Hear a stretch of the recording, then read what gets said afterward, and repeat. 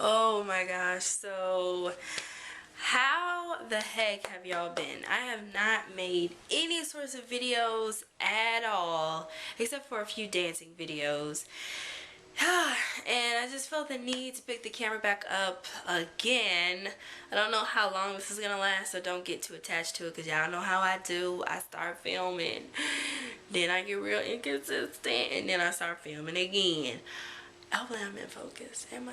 Hopefully you can see me too. So I was gonna make like an official video, but I didn't feel like getting all like dressed up and being fake, so I was like, I'm just gonna make a vlog, because I feel like you can be raggedy on the vlogs and it'd be kind of acceptable. So a little bit of an update. The last time I've made a video was, I think, 4 or 5 months ago, which is my bad. And I wasn't working, I don't think. But I started working at Target like 5 or 6 months ago. I quit early February because I just was very unhappy, and I just felt like God was calling me elsewhere. I needed to do other things, and I'm still applying for other jobs, but I start a new job next week, which is a fitness center attendant. It's not really dance, but it's getting closer to that field, so I'm kind of happy. Shout out to everybody who works retail or fast food. I think those are some of the worst, hardest jobs you can ever work. A lot of people don't understand the struggle unless you've actually worked retail or fast food on like yourself. Customers are rude to you all the time. They expect so much from you, not only the coworkers, but customers, your managers, and all of that kind of stuff. So I can completely understand. I used to be one of those people who was like, I didn't tell you to work at McDonald's, blah, blah, blah, blah. But after I started working retail, I know McDonald's ain't retail, but I'm just assuming that it's horrible just like it is retail. But because I worked retail, I completely understand now, so I can understand both sides of the argument. Anyways, so I start my new job next week, and 2 days ago I got engaged. Woo! I feel like this ring is fake, but it ain't. It's real, okay? Me and my boyfriend got engaged 2 days ago. We've been together for 6 years, and he randomly, not randomly, but it was his spring break because he's still in school, in culinary arts school, came down here, popped the question. Your girl was shocked like a mug, and it still hasn't hit me, honestly. So that's probably why I'm just so like chill right now. I gotta plan a wedding, I gotta do a whole bunch of stuff. So literally my life has just changed within the last 48 hours, and I don't know what to do. So I was like, why not pick the camera up so I can tell my story, and in the meantime maybe help somebody else who may or may not be going through the same thing.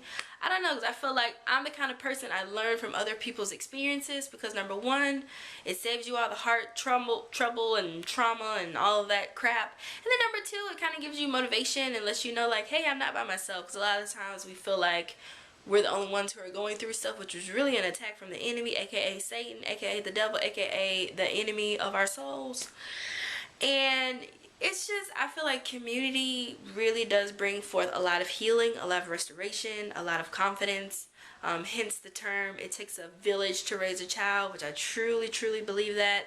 Not only just in raising children, but just getting over life, period, as an individual. So, ooh, my arm kind of hurts vlogging. I don't see how people do it on the daily. So, that's what's been going on, you know? So not only do I have to plan a wedding, I have to figure out what my life is going to be like next. Did a lot of praying, a lot of soul searching. If you don't take anything else from my channel or from this vlog, I just want you to know that God is awesome and he is bae. It took me years to really truly surrender my life to him, and it was scary, still is scary, because I have no idea what's going on.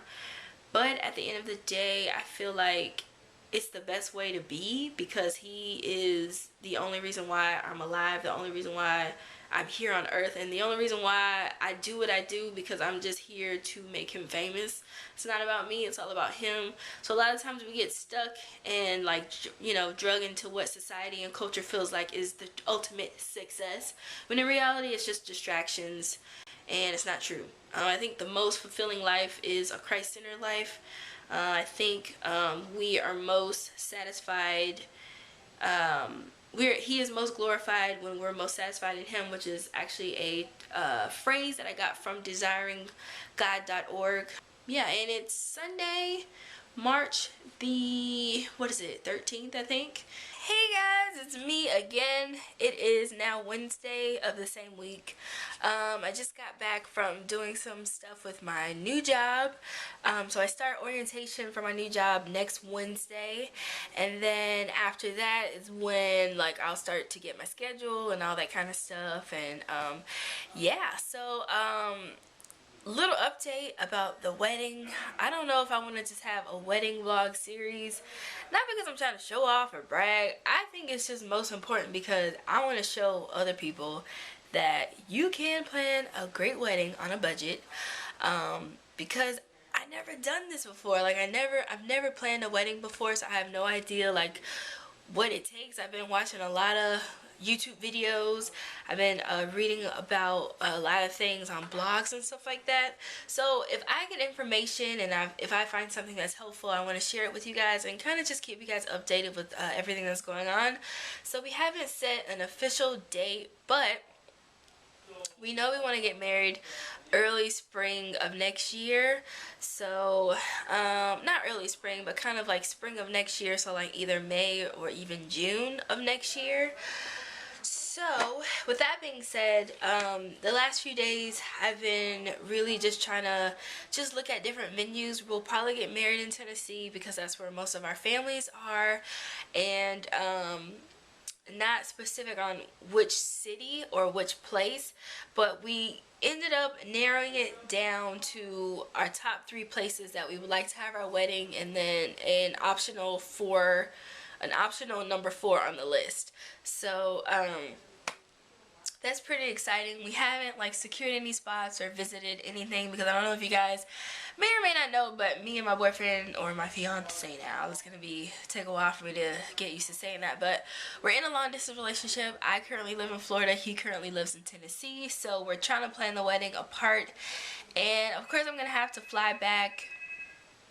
That was weird. Of course I'm gonna have to fly back to Tennessee to try to do like little knick-knack stuff for the wedding before the wedding next year. So next time I go to visit him, it'll probably be in a couple of months, and then I think then is when we're going to actually physically look at venues. But because I don't live in the place where we are going to have our wedding, I didn't want us ripping and running to like every single venue. I wanted to make sure that we narrowed it down to top 4 venues, so we can actually fix time and set aside a time to go visit the venues and all of that stuff. So awesome. So yeah, we have that.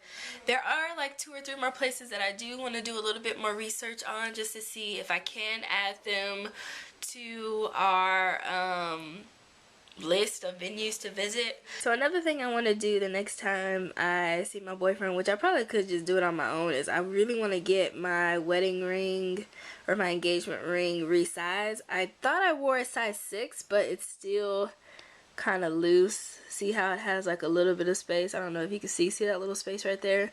So it's not like falling off, like it won't shake off, but it is like loose because it moves from side to side. So I really want to get it resized, insured, and appraised, because I heard that that was a really good thing to do. Plus, like if you're spending like thousands of dollars on a wedding ring and you lose it, you want to make sure that you take the necessary precautions in order to get it, you know, make sure you get your money back or get your money's worth or whatever that may be.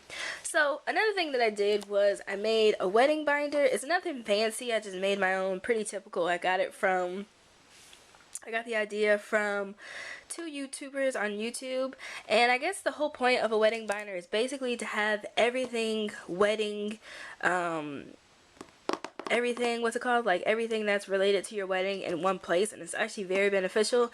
I'm still trying to work on decorating the front, but right now I just have wedding day, and then I have Diego and Keisha. Keisha's my name, if you didn't know, and then Diego is my fiance's name, and then I just have like a little sticker right here. So I have these little tabs. I want to add some more tabs because there just isn't enough space, and then I just have some stickers over here. I'm going to get some more later. Right here is a checklist from,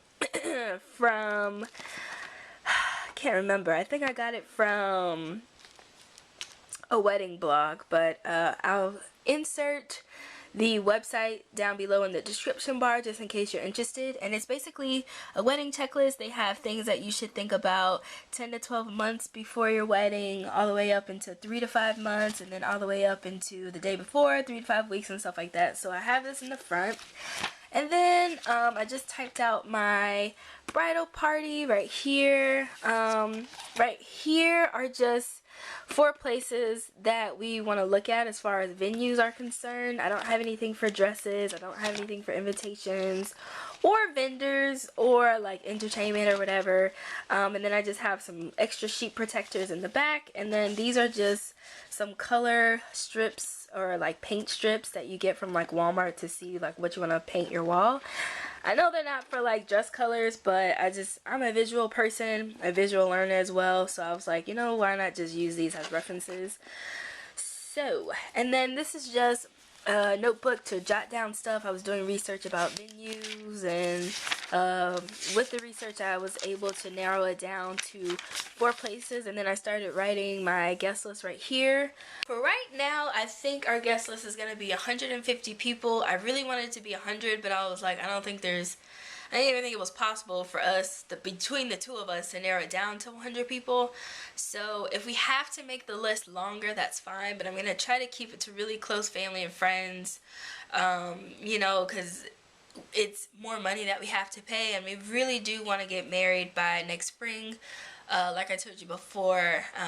So yeah, that's pretty much what's been going on. And of course I'll be researching some more stuff, so I won't be able to do any more anything venue wise until I actually go visit my boyfriend, which will probably be in like maybe a couple of months, because I really want us both to go see the spaces before we reserve a space, and then it will give us enough time to save up for a deposit, because a lot of the places you have to pay a certain percentage of your total plus like some kind of security fee in order to reserve the spot.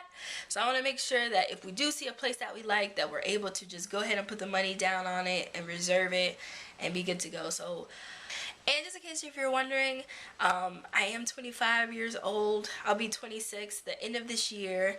My fiance is 24 years old. He'll be 25 in May. So, and like I said before, we've been dating for 6 years.